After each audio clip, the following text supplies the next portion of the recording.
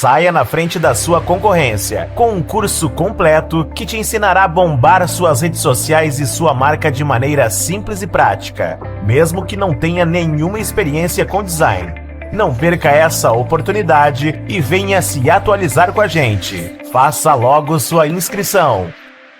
Cara, concordo muito. Eu tô lendo Sapiens agora como realmente um estudante. Antes eu lia pra dormir esse livro. Agora eu tô estudando o livro mesmo. E tem uma parte que me pegou muito lá, que quando a gente saiu do caçador-coletor e se tornou... Legal isso que você fez. E se tornou... diluindo o chá. Mais camponês, né? Começamos a ter fazendas e tudo mais. A gente começou a entrar num ciclo sem fim de ter que produzir mais para poder sustentar a vila. E aí, pelo fato de estar produzindo mais, nascia mais gente. Então você tinha que produzir mais. E aí entrou num ciclo disso. Então, em pouco tempo, assim, poucas gerações, as pessoas nem entendiam mais, nem sabiam mais a vida anterior que elas tinham. Mais próximos à natureza, com mais atividade física, sem comer muitas massas e coisas assim. Sim. E no livro ele explica, ele dá uma hipótese de que talvez esses tenham sido anos para a saúde mental humana bem doídos, assim, né? Então o cara trabalhava o dia inteiro ali na plantação e tudo mais, e não via fim naquilo, né? Eu me pergunto se a gente não entrou numa fase parecida, no sentido de que, pô, a gente tá entrando cada vez mais na tecnologia, se moldando cada vez mais a uma vida mais moderna, digamos assim. Sim. E não sei até que ponto que, tipo, as invenções que a gente tá fazendo estão ajudando a gente a viver melhor, sabe? E não só estão fazendo a gente produzir, criar, e não estão ajudando a gente a ser humano viver uma vida melhor. Sim. Na verdade, me parece que desde essa época, se a gente faz um apanhado antropológico, a gente entrou e nunca mais saiu. Se você parar para pensar, não existe um processo cíclico. A gente está num processo de ramp up, subindo, nesse crescimento desordenado. Não tem uma tomada de consciência real a respeito de como que a sociedade, do ponto de vista de inconsciente coletivo, que é a gente enquanto humanidade, enquanto grupo, para onde estamos indo. E o próprio autor do livro, né, o Harari, ele coloca, em 2017 ele esteve no Brasil, ele colocava assim, ele abriu a palestra dizendo Você que... foi? Eu não estava lá, mas acompanhei o processo, né? E aí ele dizia que, isso em 2017, que as pessoas que viverão 150 anos já nasceram. Em 2017 ele fala isso. E aí faz-se uma reflexão a respeito dos equipamentos de saúde, a respeito dessa retomada de consciência e dessas pessoas que começam a ganhar uma notoriedade pela capacidade de expandir a linha do tempo.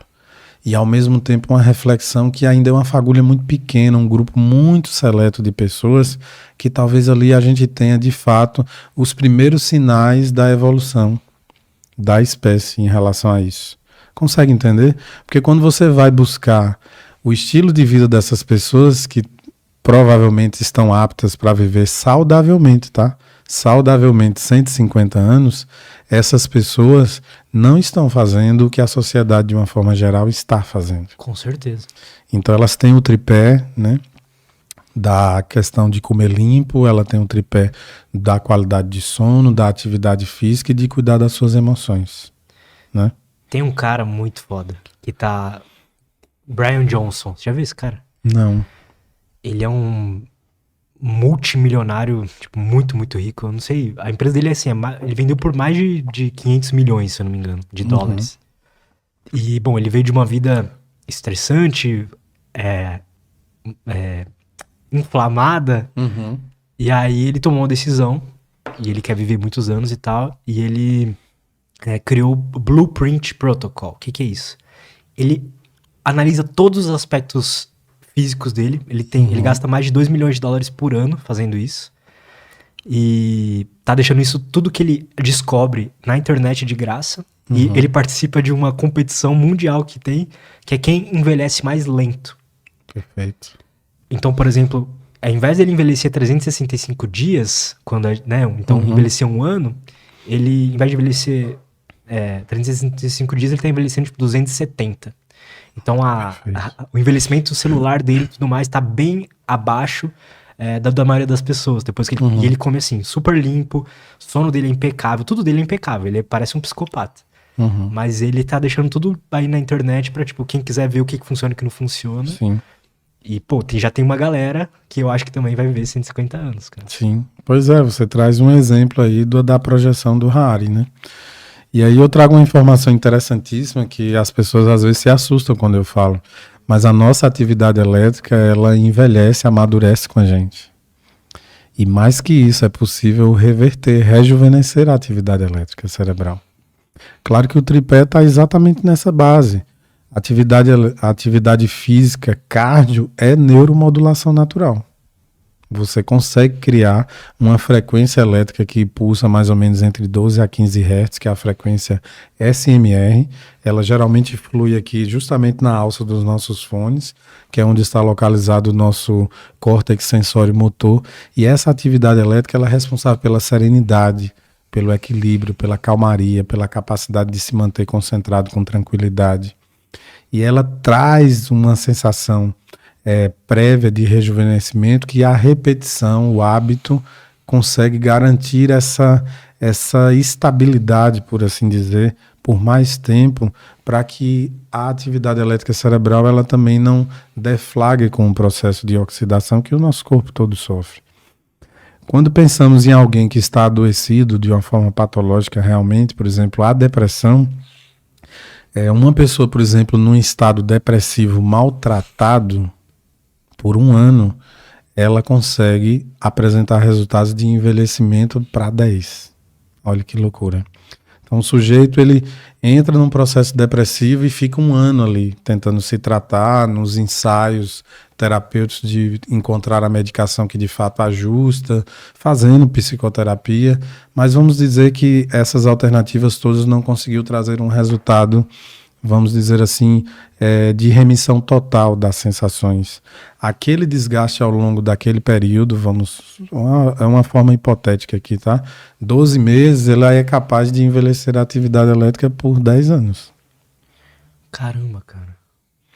Porque o estresse que se passa ali, o que então, é esse desgaste? É isso que eu ia falar, né? Primeira coisa, a depressão é uma doença inflamatória. E ela, por ser inflamatória sistêmica, ela é neuroinflamatória também. E aí a atividade, o grande marcador das questões da depressão no cérebro é a lentificação. Então a depressão por si só, ela em termos de conceito neurofisiológico, é um envelhecimento precoce, já de imediato do ponto de vista físico-matemático. Então o sujeito passando um período com aquela sensação de envelhecimento, que pode ser reversível, tá? Isso é importante destacar, habitantes do planeta Terra. É possível reverter o envelhecimento precoce da atividade elétrica na depressão. Então, por si só, o conceito neurofisiológico da depressão já gera envelhecimento. Tá? E se você persiste daquilo e se transforma num processo crônico, você simplesmente consegue acelerar o seu processo de envelhecimento. Olha que coisa. E pode ser só uma impressão minha, mas direto aparece pra mim, eu tava vivendo uma depressão, então aí bota a foto dela antiga e tal. Depois ela, depois que passou por isso, vendo uma vida diferente e tal. E pra mim, claramente, rola o aspecto físico de envelhecimento rola também. Sim, exatamente. E é incrível como a retomada também traz isso, né? Eu costumo, inclusive, gostar de falar de um jargão que eu digo assim, onde tem vaidade em equilíbrio, tá? Habitantes do planeta Terra, onde tem vaidade em equilíbrio não tem depressão. Onde tem depressão não tem vaidade. Por que esse jargão? Porque a depressão ela tira a vontade de tudo, inclusive das coisas que possam representar o maior carinho de você com você mesmo. Por exemplo, cuidar da pele, do cabelo, fazer a barba, tomar um banho, escovar os dentes todos os dias. Como a depressão ela é capaz de tirar a vontade, inclusive de tudo, o sujeito que está em casa agora se sentindo depressivo e ontem não tomou banho no frio do Sudeste, daqui de São Paulo, por exemplo, não espere a vontade, senão você não vai tomar banho. Esses são os sinais que a depressão traz. Olha como é impactante. Ou seja, você tem que frontalizar, racionalizar que a depressão ela traz pensamentos que não são seus. E mais que isso, pensamentos que elaboram a ideia de que você não está com vontade de nada. Porque tudo que você olha na vida que um dia te teve graça, vai estar naquele velho e bom formato isopor, você não vai sentir.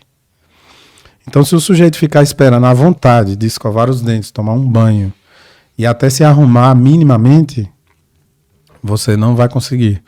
Mas se você está aí em casa se sentindo depressivo, abatido por um luto, por qualquer coisa que representou um gatilho que te entristeceu, e você decidir tomar um banho, as mulheres maquiar, o homem fazer a barba, você vai ver que quando você se olhar no espelho, as sensações de desconforto, elas ainda vão estar rondando você.